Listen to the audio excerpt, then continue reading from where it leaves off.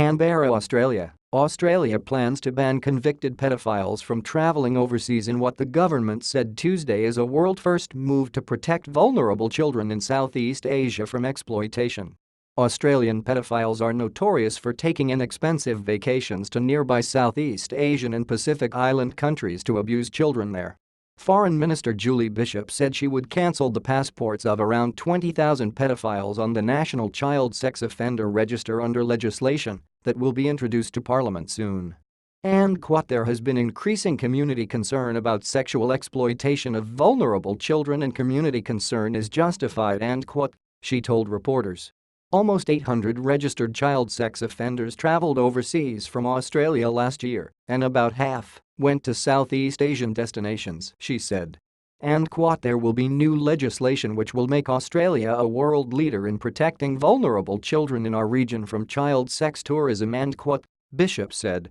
Justice Minister Michael Keenan said no country has such a travel ban.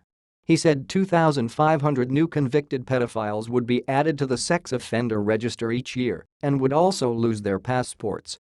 The register contains 3,200 serious offenders who will be banned from travel for life. Less serious offenders dropped off the register after several years of complying with reporting conditions and would become eligible to have their passports renewed. Independent Senator Darren Hinch, who was molested as a child and was jailed twice as a radio broadcaster for naming pedophiles in contravention of court orders, took credit for the government initiative.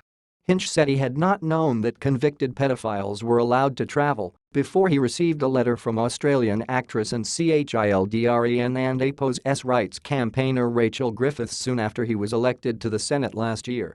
And if we can take a passport from a bankrupt, why can and APO's we stop our pedophiles from travelling to Myanmar, and Griffiths wrote.